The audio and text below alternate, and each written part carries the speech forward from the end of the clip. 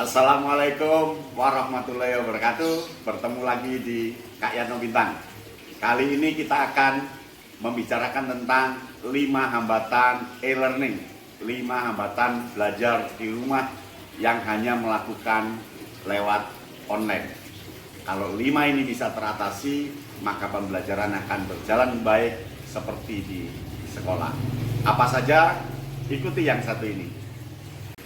Anak selama ini sudah bertahun-tahun belajar lewat sekolah, lewat kelas, dan disitulah letak kebahagiaan mereka ketika dalam belajar. Sekarang tiba-tiba harus belajar di rumah, maka siswa akan kehilangan 5 hal yang justru akan merusak belajar anak, kecuali kalau ini dipenuhi oleh para orang tua, dan rasanya susah untuk dipenuhi para orang tua. Yang pertama, dia akan kehilangan kontak dengan guru, dia kehilangan kinestetis guru, dia kehilangan mimiknya guru, emosinya guru, kegembiraan guru, senyumnya guru yang merangsang daya belajar individunya. Dan kontak dengan guru ini akan mempercepat daya belajar anak karena guru akan memberikan anggukan, kedipan mata, tepuk tangan, ajakan, langkah, menunjuk tulisan siswa, dan sebagainya. Ini mahal sekali. Maka harus diganti dengan cara lain lewat e-learning. Jadi guru, tolong masukkan komponen itu lewat rekamlah mimik guru, rekamlah ajakan guru. Beri anak-anak ice breaking, beri anak-anak kesempatan untuk bermain dengan guru, beri suara guru.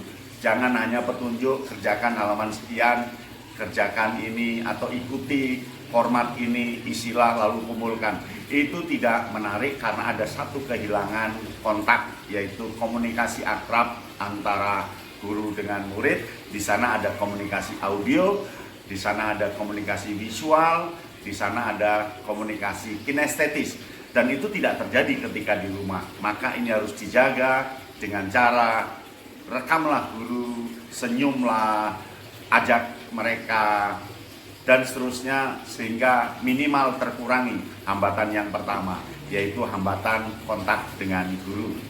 Yang kedua, itu hambatan kontak dengan temannya. Ketika di kelas, siswa termotivasi belajar setelah melihat temannya, setelah mendengar temannya, setelah ada gerakan mimik ucap dari temannya, dan temannya kadang memprotes, kadang mengangguk, menyetujui, dan itu mengangkat motivasi belajar anak. Sekarang tidak bisa bertemu dengan temannya, maka guru harus mengisi segmen teman ini dengan cara beri kebebasan mereka untuk kontak melalui handphone, kontak melalui telepon, WA kepada teman-temannya. Usahakan kerja mandirinya lewat kelompok, tapi kelompok tidak bertemu langsung, kelompok antar mereka. Mereka saling komunikasi, saling mendukung, dan sebagainya, sehingga minimal itu terkurangi.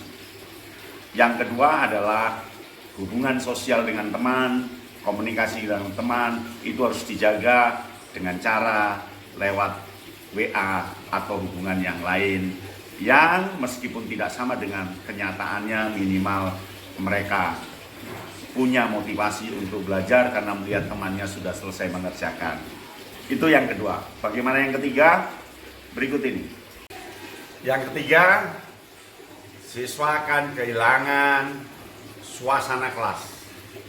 Kelas itu mendukung anak belajar lewat gambar-gambar, lewat suasana bangku, lewat keceriaan kelas, lewat suasana yang dibangun bertahun-tahun. Maka suasana kelas ini jangan sampai hilang ketika di rumah. Orang tua harus men-setting suasana belajar anak betul-betul suasana yang seperti di kelas. Mungkin di kamarnya ditempeli beberapa gambar yang ada mata pelajarannya, situasinya didukung, dan sebagainya, sehingga anak betul-betul terkendali. Karena puluhan hari dia belajar di kelas, ratusan kali dia belajar di kelas, dan sekarang harus di rumah, maka dia kehilangan momentum di kelas. Itu yang ketiga. Nah, yang keempat, Siswa kehilangan sumber belajar karena di sekolah ada perpustakaan. Dia dengan mudah mencari sumber belajar lewat perpustakaan. Bagaimana dia mencatat kecil-kecil. Nah sekarang sumber belajarnya dia harus mencari mandiri lewat Google, lewat web, lewat blog yang tidak tahu arahnya kemana. Maka orang tua bisa mendampingi, berikan alamat-alamat yang bagus untuk dilacak siswa sebagai perpustakaan. Tetapi memang kesannya berbeda ketika di sekolah. Dia dalam bentuk buku, dia bebas mencari, dalam satu pandangan ada 5 judul buku yang dia lihat, dan temannya juga ikut di perpustakaan, dan itu membantu dia. Tetapi ini bisa dibantu dengan alamat-alamat web yang bisa dituju. Guru harus menyediakan alamat-alamat web yang harus dilakukan oleh siswa. Nah, yang kelima, siswa kehilangan momentum belajar dengan 3 cara, yaitu audio, visual, kinestetis. Sekarang ketika di rumah, siswa hanya visual, dan itu pun kalau guru hanya ngisi format, ngisi PR, ngisi tulisan untuk ngisi, dia kehilangan gambar, kehilangan garis, kehilangan gerak, kehilangan audio. Belajar yang sempurna padahal harus memenuhi audio, visual, dan kinestetis. Itu terlepas. Oleh karena itu, guru bisa memberi ice breaking dalam pembelajarannya, diajak siswa nyanyi bersama, jangan langsung ke materi mata pelajaran, senyumnya berikan lewat rekaman yang dilakukan oleh guru, sapa dia, beri salam, kemudian hibur dia, lalu komunikasikan bagaimana kondisi teman lain di tempat lain. Contohnya, anak-anak kali ini tidak kamu saja yang belajar di rumah, temanmu juga belajar. Saya tadi sudah menghubungi si A, dia sudah begini, si B begini, si C begini, dan Anda juga seperti itu. Hebat, luar biasa, tepuk tangan, kelas kita bisa meriah. Ayo semua teman, kita tepuk tangan. Gitu. Terus ajaklah nyanyi satu lagu bersama di rumah, dan seterusnya. Dan itu akan menyemangati siswa belajar. Momentum belajar yang lengkap antara audio, visual, dan kinestetis itu terlepas. Maka guru harus menjaga tetap saja berada pada kondisi audio, visual, dan kinestetis. Santailah dalam belajar, buat menyenangkan, adakan permainan. Tugasnya tidak harus tertulis, tapi bisa lewat gambar, bisa lewat peta pikiran, bisa lewat permainan, bisa lewat mengisi, memberikan warna, lalu melipat-lipat atau membangun sesuatu sambil dia bercerita tentang isi mata pelajarannya. Dengan begitu anak tidak jenuh. Begitu 5 hambatan itu bisa diatasi oleh guru.